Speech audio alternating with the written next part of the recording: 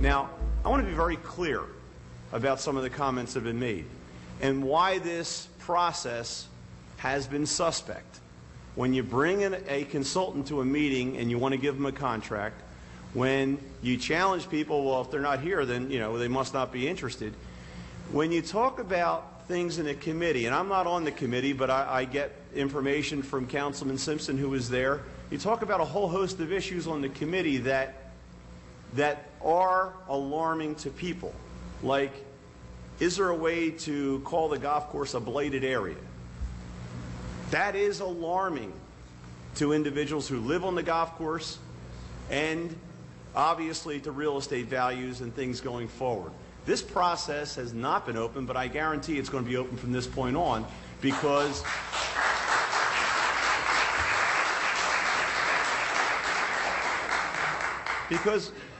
people are now aware of what the consequences are going forward. There are many options. One of the options may be leasing the course. There are options to continue with a management company. There are options to do a hybrid where you have perhaps a golf professional who works directly for the city of Brigantine running the golf course, and maybe you lease out the food and beverage part of the course. All those things need to be looked at. But it really appeared to me that we were heading in one direction, and quite frankly, that not all options were being explored.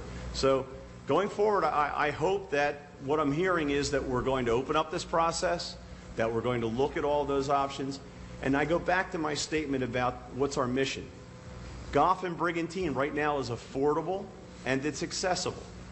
If you have someone come in who's going to invest money, and we've already heard they're going to do it for a profit motive, which is the American way, they are not going to be able to, unless they have some formula that I'm not aware of, keep fees exactly as they are now. I don't know if they can use the same fee structure that we have in place, whether they're going to give discounts to senior citizens, Brigantine residents, juniors, all the things that we have now, league play. I'm not sure if all that operates, and certainly we have to hear from the people who live here, people who use that course, what is important to you. And we do have a debt service payment that is due. We have had numbers that have been very good prior to the economy turning, and we could possibly have numbers going forward. There are no guarantees, and I agree with Councilman DeLuca. You can't predict exactly what's going to happen in the golf industry. But two things I think that are working in our favor.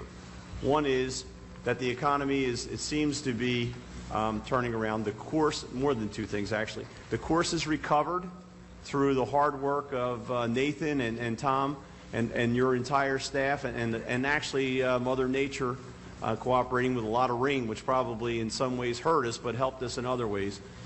And the other is that, going forward, we have a pretty strong history where we can show someone. We had 35,000 rounds of golf at one time when the economy was at this particular point. So we need to hear from the people who use the course. We need to consider in our discussions that it is a recreational asset. It's like anything else. And if I had to make the decision again to buy the golf course for $4 million that was completely renovated to preserve 180 acres of open space and a relatively new clubhouse, and to have the operation that we've had, thousands and thousands of people have used the course over the last 10 years that we've owned it, or actually 12 years that we've owned it. It's gone, I think, extraordinarily well. But there are no guarantees. And I don't think anyone should have a direction that is set, and you shouldn't have a solution looking at this point for the justification to do it one way. I think we need to look at a lot of different options. And it begins with hearing from the people who use the course, live on the course, and the rest of the residents of Brigantine about how you want to move forward.